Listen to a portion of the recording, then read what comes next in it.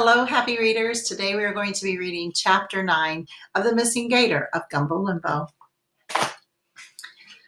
The water for the oatmeal had just begun to boil when James came around the leather fern.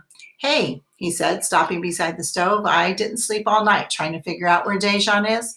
I give up. Where is he?" "In Gumbo Limbo Hole."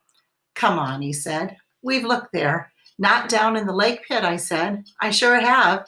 Just yesterday I saw down to the bottom, down to the green algae on the rocks and logs. There was no alligator there. I think you're mistaken." "I saw him on the beach last night," I said, grinning victoriously. "You did?" James was flabbergasted. "He's very smart," I said. "He stays under the water all day and he comes ashore after dark." The surprised lines on James' face ironed out as he considered what I had said. "Priscilla said she read somewhere that an alligator can hold its breath for 5 hours. That's rare," James said, "and that's only 5 hours. He still has to come up to breathe, and when he does, Travis shoots him." "Well, he didn't, and he's alive. I saw him." "I'm going to check it out," he said, and he climbed the oak. I turned off the stove and I climbed after him. The limb I usually sit on was too small to hold us both, so I stood below James on another limb.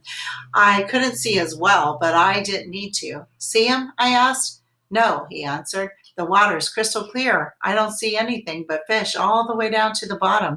"To the bottom of the deep hole in the middle?" "To the bottom of the deep hole," he answered. "There's just green algae down there," I said. Uh, there's just green algae down there, as I said."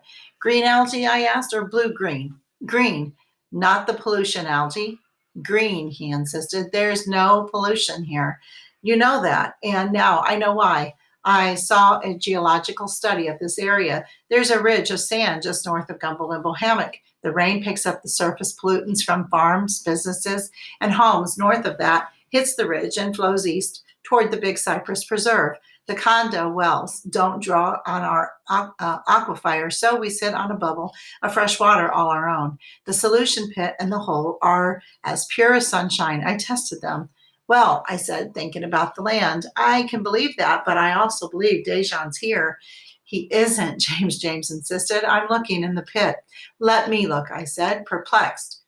James eased himself down and I climbed up. The sunlight was now shining brightly in. The long needles of the slash pine were a sea of silver sabers. The royal palm leaves were chiming and Gumbo Limbo Hole was clear as glass. I leaned far out. James was right. Only the good green algae covered the rocks at the bottom of the deep hole.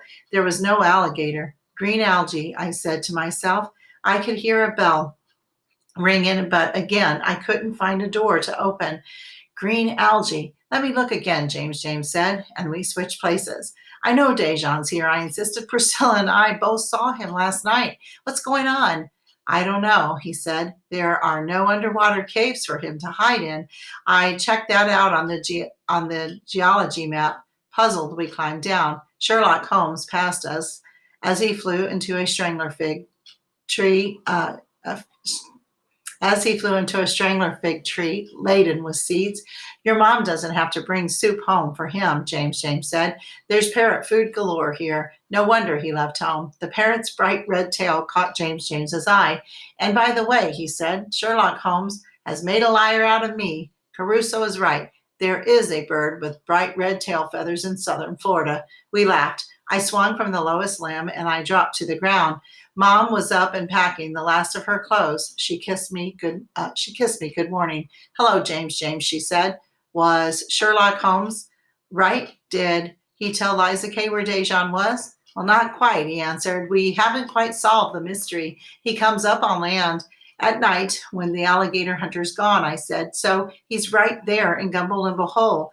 But he also isn't in the hole," James said. I lit the flame under the oatmeal again and thought about the blue-green algae. "You said you tested our water, James," I asked.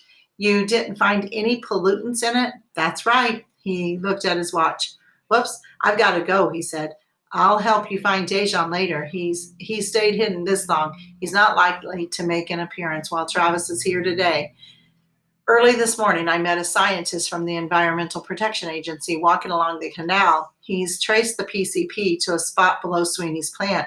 He wants to meet with me and the director in about 10 minutes. He looked at me, and I looked at him.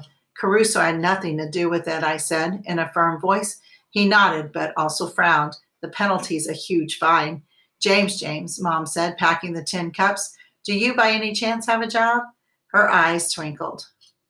Heavens, no, he answered. I'm just donating my services. But you're working as hard as the director. You should ask for a consultant's fee. I'm just fine, he said, and he walked off through the woods, his stride a little quicker than was usual. As he passed the cocoa plum, a cloud of butterflies flew up. Mom, I said, a hatch. Picking up my binoculars, I chased after them to identify them. I haven't caught adult butterflies since I read it in my field guide that lepidopterists identify butterflies through binoculars just like birdwatchers do. When I returned without having seen even one butterfly close enough to know what it was, Mom was putting her pack on her back. Liza Kay, she said, please be ready to leave when I come back this afternoon. I didn't want to promise. I had found Dejean, but I hadn't found Dejean. Furthermore, James had to lure him into the solution pit. That might take a long time. I was washing the dishes when Caruso came home. He looked tired, his eyelids were drooping, and his clothes mused. How did it go, Caruso? I asked. How did what go? Your concert. Yes, the concert. Very well. I was cheered and cheered. I took 17 curtain calls. Fans carried me on their shoulders from one concert hall where I sang to the next. I'm very tired. Want some oatmeal? I asked. Yes, I do, he said, and sat down. I served him some in a bowl. Mom and I will soon be leaving, I said. Would you sing for me, Caruso? I've never heard you sing. I've never, I've never sing here in the woods, he said. Do you want them to find me and put me in the shelter with Mr. Burnster, do you? No, Caruso, I don't. Then don't ask me to sing. He turned his back and ate the oatmeal. I found Dejean, I said. He spun around. You found him? He smiled and then scowled. What good does that do? He's still 12 feet long. He's still declared a dangerous individual, and Travis still has orders to shoot him. He glanced around nervously. Where's James? He's checking the PCP.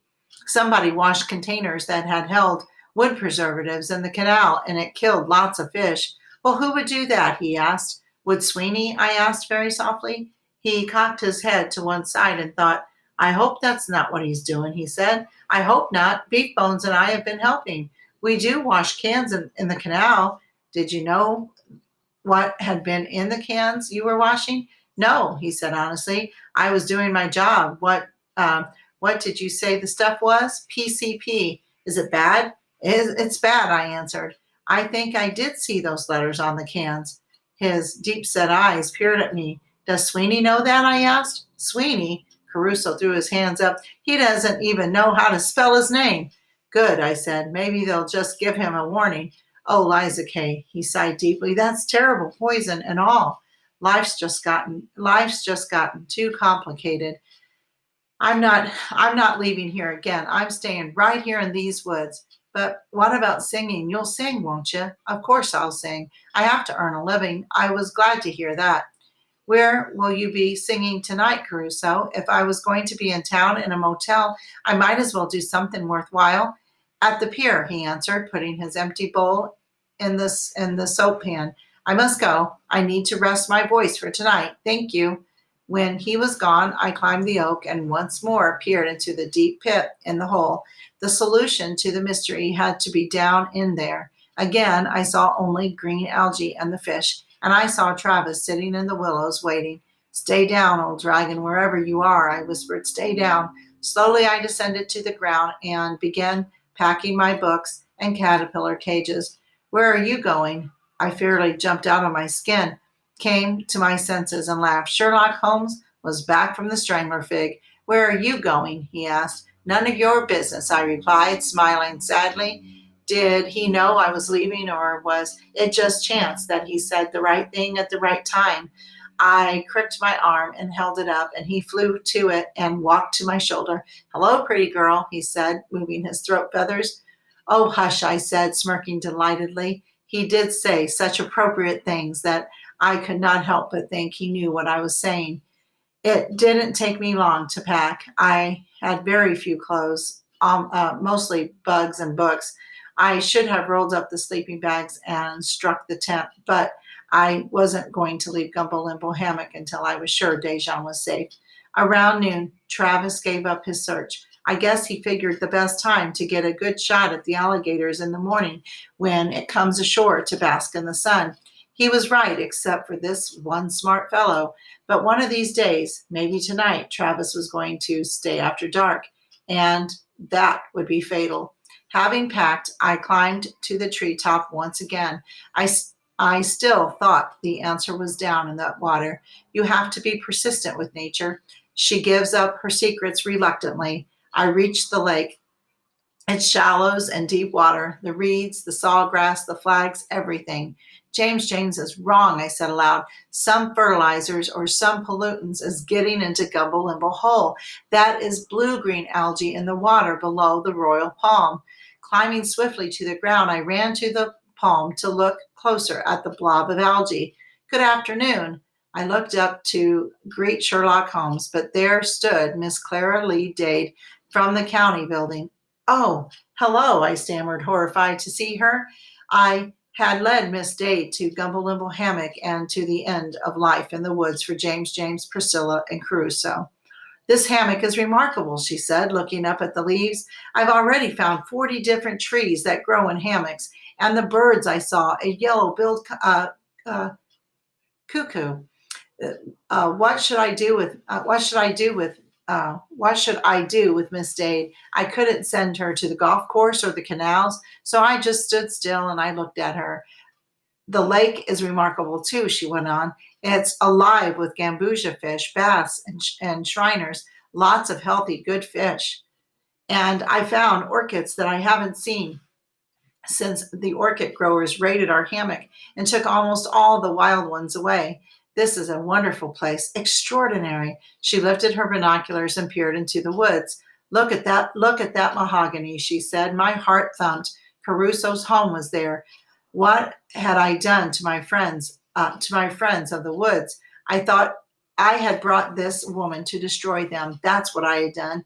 That tree must be 300 or 400 years old, she said in wonderment. This place is unbelievable. Yes, it is, I agreed, and desperately tried to think how to divert her. Yes, it is. By now, I realized what a good naturalist she was. I had one chance. It should be saved, I blurted out, just as it is. It's a national treasure. Miss Dade lowered her binoculars. You're right, she said. That's exactly why I'm here. The hammock should be saved. Her face was softened by a lovely smile. Then I remembered she worked for the county. No picnic tables and benches, I said, just nature. Just nature, she answered. Yes, just nature. And I know exactly how to keep it that way. I inquired from the railroad trust. It can be bought, and I know who will buy it. Who? I asked eagerly. A group of men who have formed a wildlife foundation. They have been searching for one last undefiled hammock in southern Florida to preserve. They will study it as a model and return vanished plants and animals to the ravished hammocks.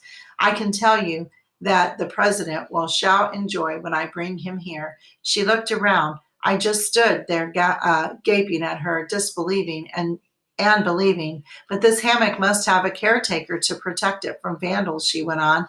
That's me. I turned around to see James leaning on a Gumbo Limbo tree behind us. He introduced himself to Miss Dade. And why you?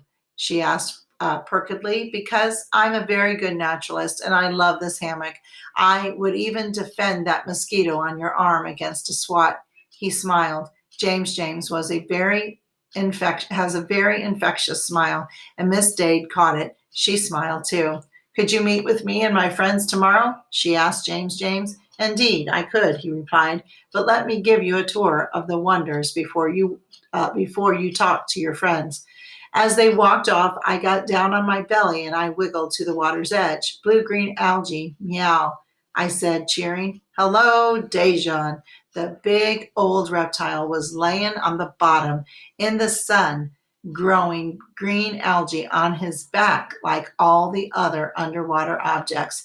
The brown color of his skin shone through the green algae and made it look blue-green, and he was calmly breathing and somewhat unusual way. Instead of poking both his eyes and his nose above the water, a sight that is easy for a human to recognize as an alligator, he was lying with just his nostrils out, as alligators do in cold weather, and he had poked his nostrils up among the dark, round seeds of the royal palm that were floating all around him. His two nostrils looked exactly like the palm seeds. Nobody, but nobody, would have known those black buttons and that mess of green was Dejean. You're a clever one, I said. I said to our dragon. Green algae on your dark skin looks blue-green. I thought you were the beginning of death of Gumbo Limbo Hole, and you're not. You're just old Dejean, and I love you. I scrambled to my feet, hurried to the oak, and climbed it again to make sure the two masses of algae I had seen were both Dejean. There was no blob in the pit now, just under the palm. The masses were one and the same. I just hadn't noticed that they moved. And then it occurred to me, if Gumbo Limbo Hammock was made a nature preserve, Dejean must not be killed. He was the most important preservationist in the whole environment. It would not be hard to convince Miss Dade of that. I stayed up in the oak for a long time, watching butterflies and singing to myself. In the late afternoon, James returned without Miss Dade, and I scrambled down. He grabbed both my hands and spun me around in a square dance swing. Liza Kay, he said, you've not only saved Gumbo Limbo Hammock, I have a job. From 9 to 5, I gasped. No, from 12 a.m. around the clock to 12 a.m., he said. Miss Dade wants a naturalist who will live in the woods and protect it 24 hours a day. But what about the foundation that is buying it? Maybe they don't want you. I asked her about that, James said, smiling. The president and chairman of the board is her father. We grinned at each other, then danced again, improvising alligator polkas as we circled the oak tree. Suddenly I stopped dancing. James, I said, what will you do about Priscilla? Will she have to sleep in a four-walled room? I talked about her with Miss Dade, James said. She had already met Priscilla, putting out her hummingbird feeders, and was very impressed with her knowledge. But Priscilla needs help so that she can adjust to living indoors. She can't live here forever. She will work with the county social workers in her Gumbo Limbo home until she's ready to go. I thought back to my last conversation with Priscilla. So it wasn't a social worker who had met her in the tomato field. It was Miss Dade. I'll go tell her so she won't be frightened. I already have. Miss Dade and I went by to see her. James said. She has agreed to try to love walls. I did not know anyone could possibly help Priscilla love walls unless, as it had for me, Gumbo Limbo Hammock had already worked its miracle and she was ready to leave. And will Caruso have to live in a shelter with Mr. Burnster? I asked. As a matter of fact, he said, Sweeney is going to give Beef Bones and him not only jobs, but lodging at his plant. He needs them as watchmen. I have just spoken to Caruso, he said. He didn't know he was any good to anyone. He had given up. Was he pleased? I really think he was, James said. I picked up my brush and I ran it through my hair as I thought about Caruso, and then I changed the subject. Is Sweeney guilty? I asked. Yes, but out of ignorance, James answered. He won't be fined this time. He really didn't know what PCP was. We looked at each other and smiled. Are you all right, Sherlock Holmes? Are you all right?